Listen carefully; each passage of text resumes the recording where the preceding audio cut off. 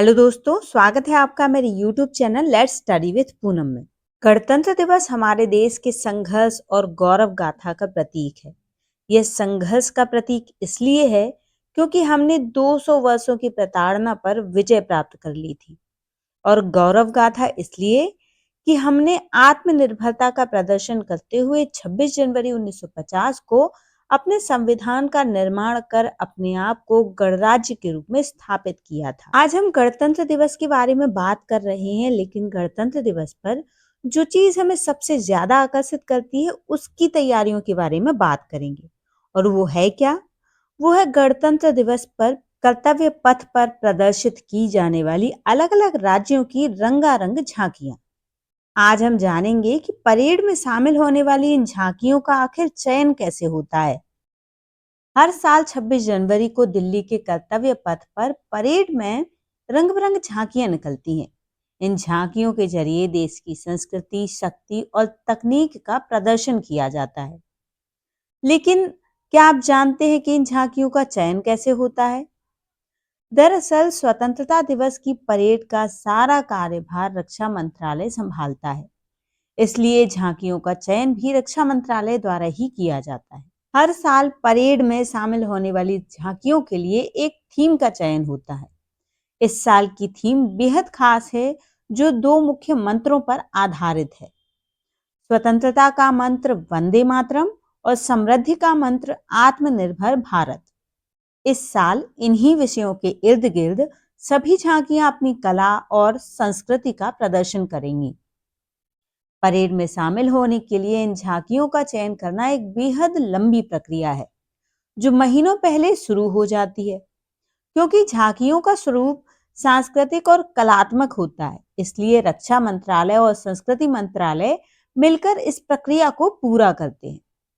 प्रक्रिया की शुरुआत में रक्षा मंत्रालय सभी राज्यों और केंद्र शासित प्रदेशों और सरकारी विभागों को एक विस्तृत थीम पर अपने स्केच और डिजाइन भेजने के लिए आमंत्रित करती है।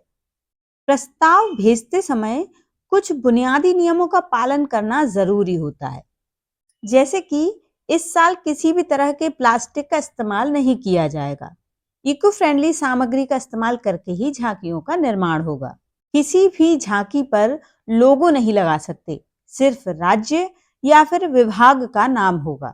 और नाम लिखने का भी खास नियम है, हिंदी में सामने और अंग्रेजी में झांकी के पिछले हिस्से पर। रक्षा मंत्रालय कला, संस्कृति, पेंटिंग, मूर्तिकला, संगीत, वास्तुकला और कोरियोग्राफी जैसे अलग अलग क्षेत्रों के विशेषज्ञों की एक समिति बनाता है, और यह समिति ही सभी प्रस्तावों की बारीकी से जांच करती है। अब शुरू होती है इन झांकियों के सिलेक्शन की प्रक्रिया। ये प्रक्रिया 2 चरणों में पूरी होती है। पहले चरण में पैनल शुरुआती डिजाइनों की जांच करता है और जरूरत पड़ने पर उनमें बदलाव या सुधार के सुझाव भी देता है। दूसरे चरण में जब डिजाइन को मंजूरी मिल जाती है, तो प्रतिभागियों को अपनी झांकी का एक 3D मॉडल पैनल के सामने पेश करना होता है। एक्सपर्ट इन मॉडलों की जांच करते हैं और अंतिम रूप से झांकियों का चयन करते हैं। इन सभी चरणों से गुजरने के बाद ही कोई झांकी कर्तव्य पथ पर परेड में शामिल हो सकती है। पर्यटन मंत्रालय हर साल गणतंत्र दिवस समारोह के हिस्से के तौर पर लाल किले के मैदान में 5 दिवसीय सांस्कृतिक उत्सव भारत पर्व का आयोजन करता है। यह उत्सव 26 से 31 जनवरी तक चलता है, जिसमें देश भर की संस्कृति, व्यंजन, झांकियां और कला के साथ साथ शिल्प का भी प्रदर्शन किया जाता है। इसका उद्देश्य एक भारत श्रेष्ठ भारत की भावना को बढ़ावा देना होता है। गणतंत्र दिवस की परेड के दौरान जिन झांकियों को कर्तव्य पथ पर परेड में शामिल होने का मौका नहीं मिल पाता, उन झांकियों को भारत पर्व में शामिल होने का गौरव दिया जाता है। इस साल भारत पर्व में शामिल होने वाली झांकियां दिल्ली, हरियाणा, झारखंड, बिहार और उत्तराखंड हैं। हालांकि रक्षा मंत्रालय के निमंत्रण और विकल्प को स्वीकार करना या अस्वीकार करना पूरी तरह से राज्य सरकारों के विवेक पर है। यहाँ कोई मजबूरी नहीं है।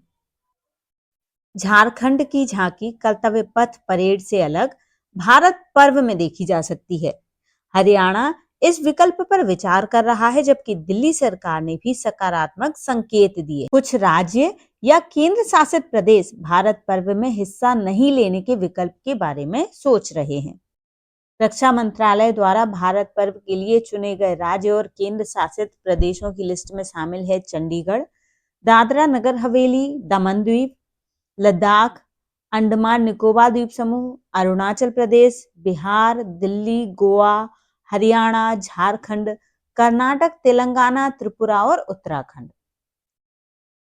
तो दोस्तों, आज के वीडियो में हमने जाना कि हमारे देश में गणतंत्र दिवस पर कर्तव्य पथ पर प्रदर्शित होने वाली अलग-अलग झांकियों को परेड में शामिल होने के लिए किन-किन प्रक्रियाओं से गुजरना पड़ता है। और हमने अपने वीडियो में ये भी जाना कि कर्तव्य पथ पर शामिल होने वाली इन झांकियों के चयन में रक्षा मंत्रालय और पर्यटन मंत्रालय का कितना महत्वपूर्ण योगदान है। झांकियों से जुड़ा हुआ ये वीडियो आपको कैसा लगा, कमेंट करके जरूर बताइए। और यदि चैनल पर नए हैं तो चैनल को लाइक, शेयर और सब्सक्राइब जरूर करिए। मिलते हैं अगले वीडियो में, तब तक के लिए धन्यवाद।